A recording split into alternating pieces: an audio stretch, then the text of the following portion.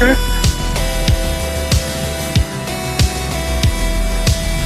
I've only got 30 minutes. Okay.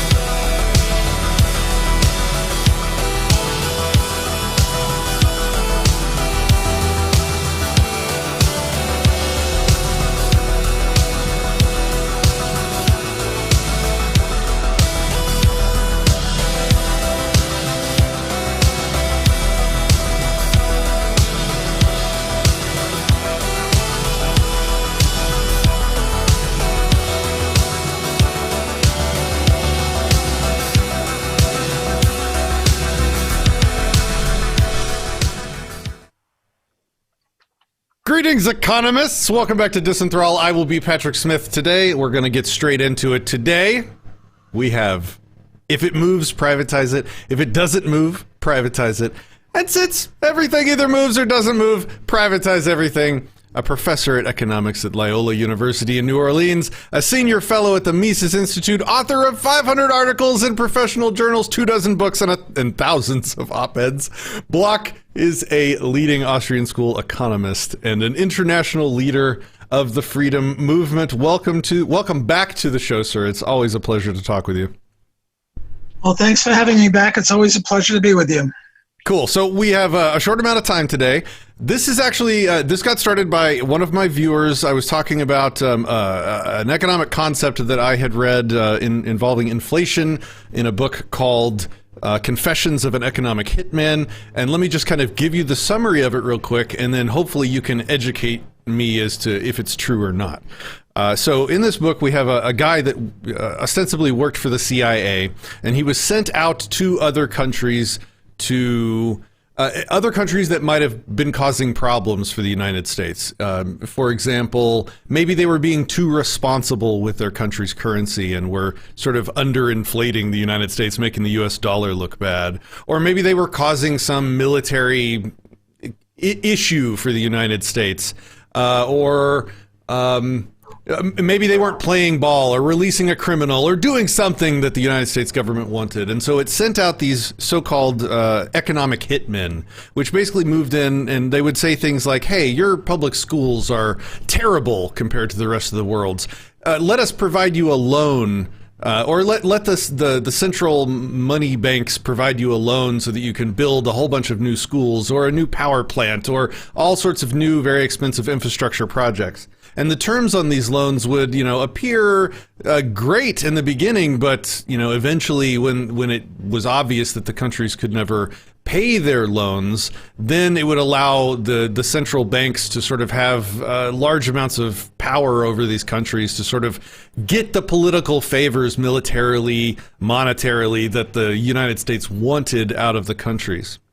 That's kind of the setup. The inflation thing, though, was from the part of the book, and I could be misremembering this. It's been like 5 years, but this is what sparked this discussion, was that in the book, the thing that stood out to me was if a country is too responsible with their currency, if they don't inflate their currency, if, let's say they lock it to the gold standard, God forbid, right?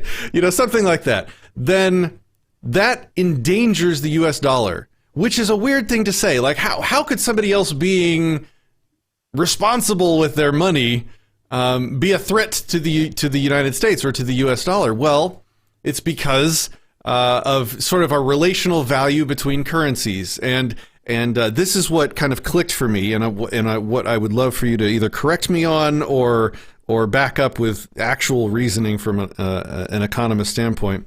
Is that if all countries in the world inflate their currencies at the same rate or near to the same rate, then it's almost as if inflation doesn't really exist. It's almost as, well, maybe that's the wrong way to say it.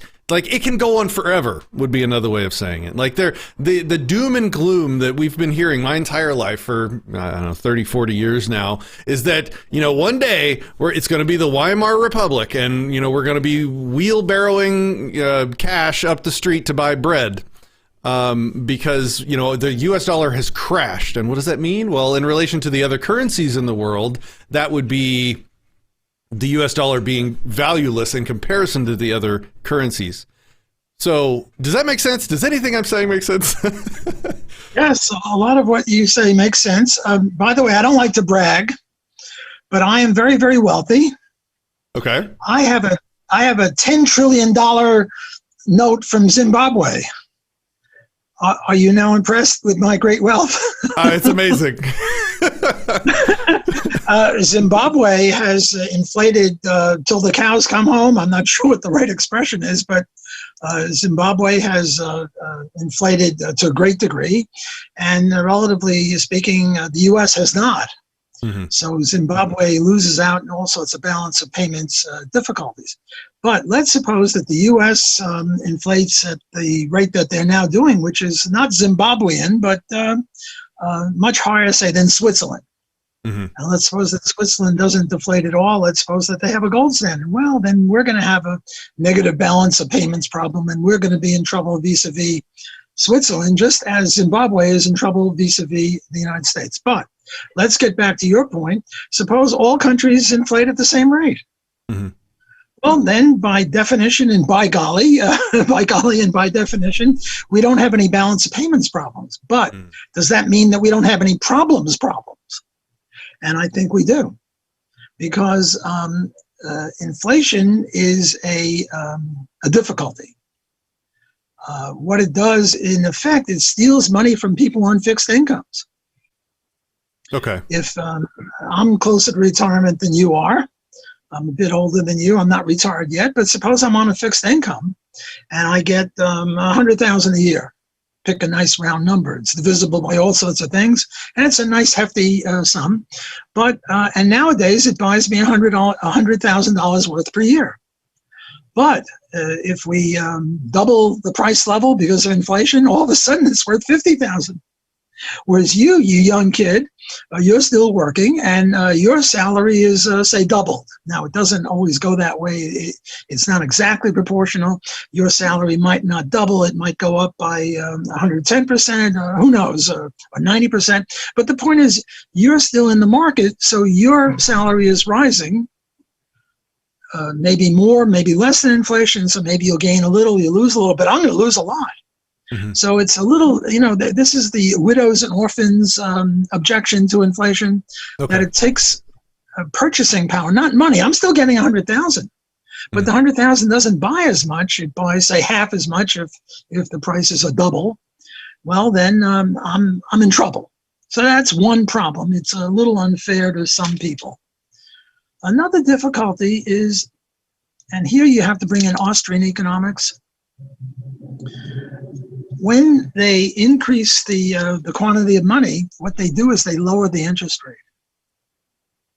Okay. Think in terms of supply and demand, and you have the quantity of money on the horizontal axis, and you have the interest rate on the vertical axis. And the demand hasn't changed, but the supply of money has changed because of inflation. And now interest rates are lower. Well, interest rates are a very important price. I mean, the price of steel is important, and the price of Coca-Cola is important. But the price of Coca-Cola only applies to Coca-Cola. The price of steel only applies to steel. But the interest rate applies to everything. The interest rate is implicit in every price. The interest rate pervades everything. Well, what's the problem with artificially lowering the interest rate? Well, the problem with artificially lowering the interest rate is that it sends a signal to investors to invest more in long-term investments or long-term projects like steel mills or mines for copper, or putting in a coffee tree, which takes 20 years to mature, instead of building something that will come on stream in a year, making a rowboat. I don't know how long it takes to make a rowboat, but a lot less than getting a mine. We have to dig 6 miles deep, and by the time you get the copper out and you fix the copper up, it could take 10, 20 years. Well, the economy is now veered at a lower interest rate because we less heavily discount future income streams. I don't know if that makes any sense, but see, the idea here is, which would you rather have? Would you rather have $10 now or $15 a dollar a year for the next 15 years? Well, you might say, and assuming no inflation and assuming perfect security that I will pay you the money. Well, the obvious answer is, 15 is better than 10, so you'll take the 15 a year at a time. But no, because a dollar receivable in 15 years has to be discounted. Even if you're going to get it for sure, for certain, it's not worth that much now. You see, even a dollar receivable in a year from now at a 1% interest rate is only worth 99 cents now. Because if you had that 99 cents at a 1% interest rate, you put it in the bank, you get $1. So a dollar receivable in 1 year is only worth 99 cents. A dollar receivable in 2 years is only worth 98 cents. You get that? Yes, yeah, okay. Dollar receivable in 3 years is only worth 97 cents, because if you put 97 cents in the bank for 3 years at 1%, you get $1. So the further away from the present a dollar is receivable, the less it's worth right now. Whereas I'm going to give you the $10 right now. So the $15 or a dollar a year over 15 years might or might not be worth more than the $10 right now, depending on the interest rate. If the interest rate is very high, if the interest rate is 20%, well, then a dollar receivable in a year from now is only worth about 80 cents. And a dollar receivable in 15 years isn't worth bupkis, as we say in Yiddish. Anyway, it's not worth that much at all. So at a 20% interest rate, you're much more likely to say, I'll take the $10 now. At a 1% interest rate, you're more likely to say, I'll take the 15, right? Yes. Okay. Well, I'm sorry to bore you with interest rates, but no. I'm an economist. I have to bore people. If I don't bore people, they're going to kick me out. So I don't want to be kicked out. So I got to bore you. Well, the point is that, how are interest rates set up? Well, they're based on time preference. If you ask a little kid, do you want 1 candy bar now or 5 candy bars in an hour from now? 1 candy bar now. Yes. Because he has a very high time preference. He discounts the future very, very heavily. Whereas you ask an adult, which would you rather have, $1 now or $5 in an hour from now? Or $100 now and $500 in an hour for sure? Well, inflation can't do much in an hour. You take the 500. So different people have different interest rates, and the interest rate is determined by supply and demand of everybody. The marginal determinant determines the rate of interest. Okay, so now here's the government, and let's say we have an interest rate of 4%. Nice round number. And the government has inflation, and now all of a sudden the interest rate is 3%. But the savings and investment decisions of the populace haven't changed. Just because the government changed things, you and I are saving and investing just as much as before. The two are totally independent. So now when they lower the rate of interest from 4 to 3%, all of a sudden people are going to start investing more in long-term investments because we less heavily discount the future at 3% than at 4%. But this isn't kosher. This isn't good, because our time preferences haven't changed. And my buddy Roger Garrison sometimes says it's like starting new investments that need 10 bricks and only 9 bricks are saved. Well, now we have incomplete structures. That copper mine that I'm building, I can't get any copper because I can't complete it because I don't have enough resources to complete it. And those coffee trees, I can't water the trees or take care of the trees or whatever. The Austrians say that this is what creates the Austrian business cycle. Namely, we have a boom, we'll lower the interest rate, a lot of people are investing all over the place, and then 5, 10, 15 years later, or whenever it is, we don't predict exactly what year, it depends upon a lot of things, but eventually that's why we have a depression. That's why we had the depression of 1929 or 1931 or whatever you want to call it. That's why we had the '08 depression. So just increasing the supply of money, all countries equal, well, okay, so you don't have any international difficulties. No Zimbabwe, U.S., no U.S., Switzerland problem, fine. But you have internal problems. One of them is you cause the business cycle. Another one is expectations. If you expect the prices to rise, you see, ordinarily, let's say there's no inflation, and prices are always around the same. And all of a sudden, the government starts increasing the supply of money, the stock of money. And prices go a little higher. But you have the expectation that prices will always be the same. And if they're going up now, they'll go down a little later. So what are you going to do when prices go up? Well, you're not going to do too much. But then what happens is prices keep going up, and then you start expecting prices to go up. And if you expect prices to go up tomorrow, what are you going to do today? You're going to start buying today more than you would have otherwise bought today because you expect prices to go up tomorrow. Mm-hmm. You're no fool. You'll buy more. But if everybody buys more, then you see, we have this thing called the quantity theory of inflation, namely that prices are proportionate to the amount of money in circulation. Mm-hmm. It's sort of true. It's vaguely true, but it leaves out expectations. Because initially, when there was no inflation and prices and stock of money was about the same, everything was fine. But now that we expect inflation, we're going to have more inflation than the amount of money added. Now, you mentioned the Weimar Republic in Germany in 1923, when people were walking around with wheelbarrows full of money. And that's not good.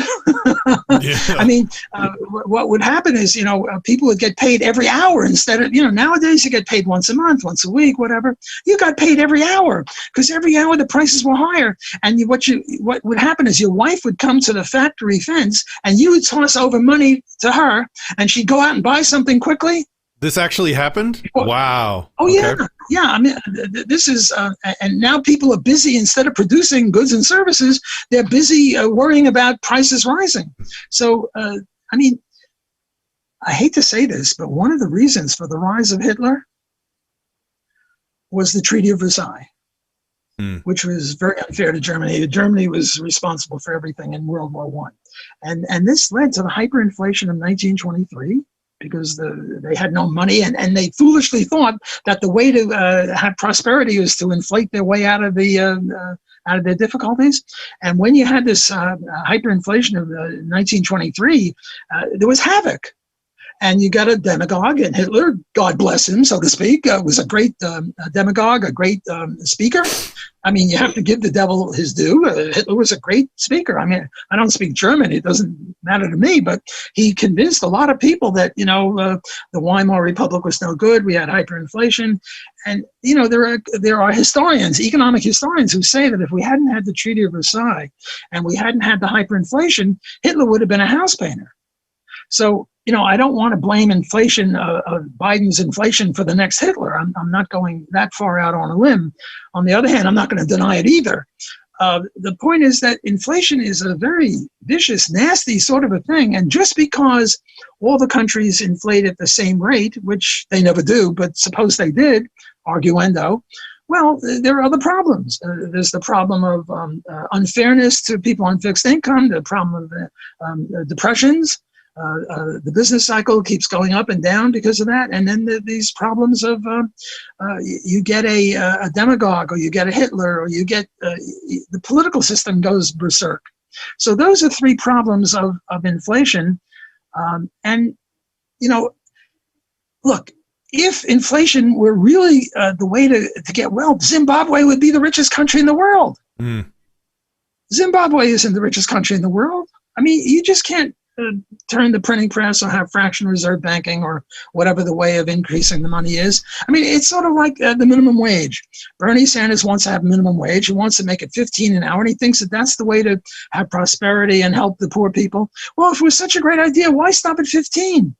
150 an hour is better. 1,500 an hour is better. I mean, Bernie Sanders favors foreign aid. Yeah. To countries like Zimbabwe. So Bernie, if he were consistent, he would say, look, let's stop foreign aid. Let's just tell Zimbabwe or poor country in Africa, go raise the minimum wage. And this is magical thinking. to think that we can inflate our way into prosperity, or that we can legislate our way into prosperity, or that we can, I mean, prosperity comes from people working hard and working smart. Mm-hmm. And the amount of money in circulation, or the legislative minimum wage, has got nothing to do with people working hard and working smart. It's got a lot to do with people not working at all because they're unemployed because of the inflation, or say the minimum wage, which is sort of an inflation of the legislative wage.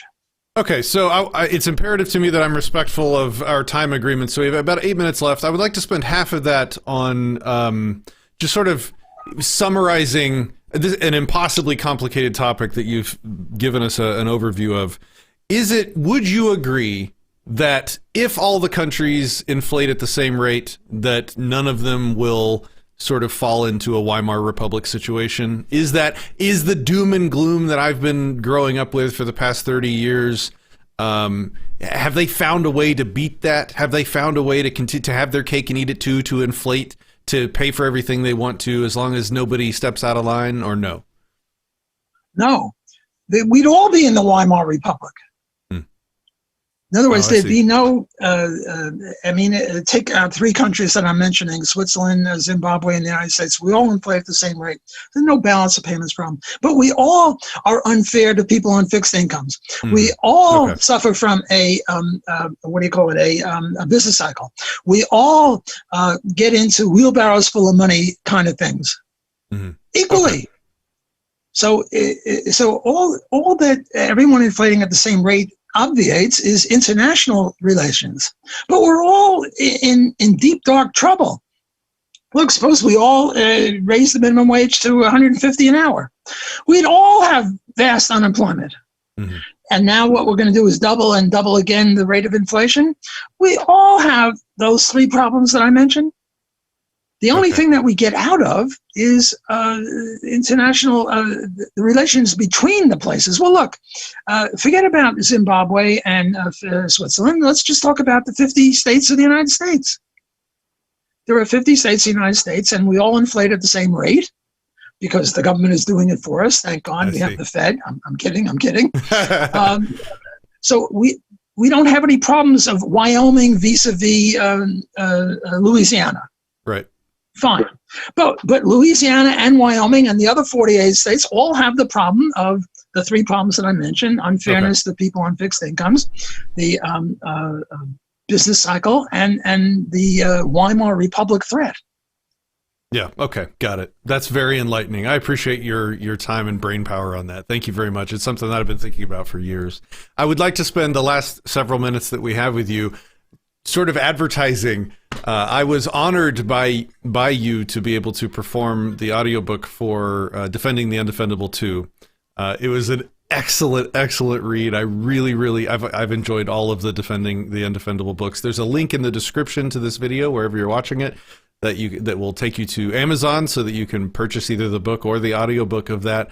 I just wanted to quickly give you an opportunity. I hear there might be a third in the works. Can you talk about that yet, or maybe just tease one or two of the topics that you're going to tackle in that?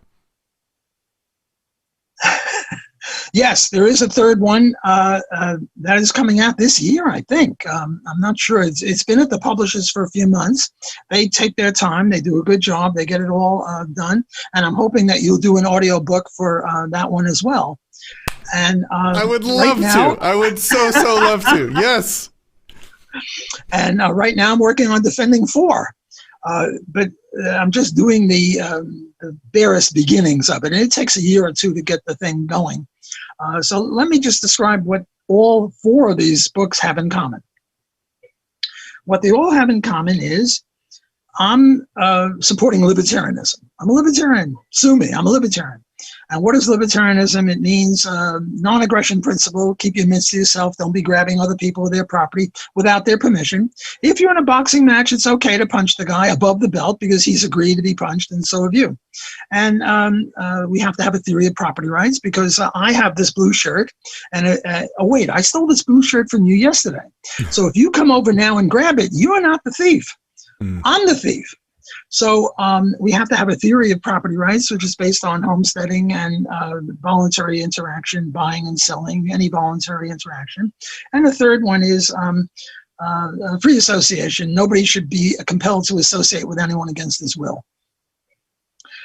However, there are many activities that do not violate the libertarian non-aggression principle, and yet or are hated by everybody. Mm-hmm. And I'm defending them. So, for example, heroin. I'm going to shoot some crap into my arm. I oppose it. I think it's a very bad idea. But if I do it, did I violate any of the 3 precepts of libertarianism?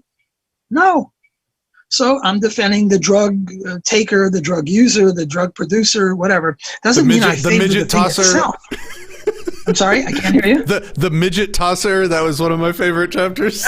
I can't imagine sitting there. I mean, I'm trying to picture you sitting there writing that chapter.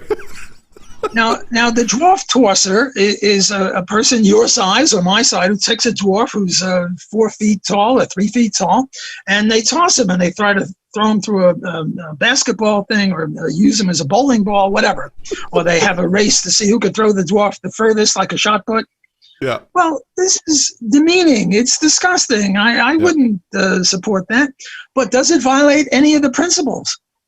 No. Right. These dwarfs are voluntarily doing it, and sometimes they get hurt, but they have padding, and they get paid a lot more by being tossed than they get paid as an insurance broker or whatever else it is that they could be doing, a lawyer, a doctor, whatever.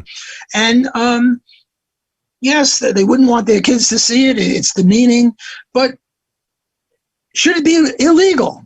Well, right now it's not illegal, but it's hated, it's reviled. So I have 2 things in my target. One is if it's illegal, like drugs, it should be legal. And 2, if it's just despised, I'm defending it because it's a voluntary act, and people have different subjective tastes. You like vanilla ice cream, I like chocolate ice cream. You like checkers, I like chess. Or vice versa, it doesn't matter. People have different tastes, and why should we despise the dwarfs and the dwarf throwers? Mm. So I must have like 30, 35 chapters, one devoted to each one in defending one, and the same in 2 and the same in 3, just a different cast of characters. So that's the defending the undefendable stuff. Awesome. My most recent book is on abortion. And this is interesting because the 2 leaders of the libertarian movement, Ron Paul and Murray Rothbard, have opposite views on this. Mm-hmm. Murray Rothbard is pro-choice, Ron Paul is pro-life. And in my book on evictionism, I say it's a compromise between these 2 extremes. Mm-hmm. And I think both Murray and Ron, with great respect, are wrong. And the only proper view is my view. It just so happens. The idea is that the pro-life people say you can't evict the baby before its term and you can't kill the baby. The pro-life people, the pro-choice people say you can evict, namely rid the mother of the baby, and also you can kill the baby. And what I say is you can evict, but you can't kill. So it's sort of a compromise position between those 2. And that's the book. I think that will come out next, and probably Defending 3 will come out right after that. Excellent. But while I'm putting in advertisements, let me say that I'm a professor at Loyola University. I'm always looking for students to come study with me. Not just me, but we have the whole economics department is Austro-Libertarian anarcho-capitalists, and we have several other people outside the economics department that are free market. We have more free market professors proportionally at Loyola than in many, many schools. We've got the usual politically correct people as well, but you'll get that anywhere. So if you're a high school senior or you're college age and you don't like the college you're at, think of coming to Loyola. That's awesome. All right, sir. Thank you for your time today. I look forward to our next conversation. I look forward to reading the abortion book. I know that I've taken your position and I think ran with it maybe a little bit farther in some of the debates that I've had recently. So I look forward to talking with you about that maybe after I read the book. But yeah, again, we're out of time. So thank you very much for hanging out with me today, and I'll talk to you guys soon. Thanks for having me. Take care. It's always a pleasure. All right. Thanks for watching, guys. Until next time. Bye.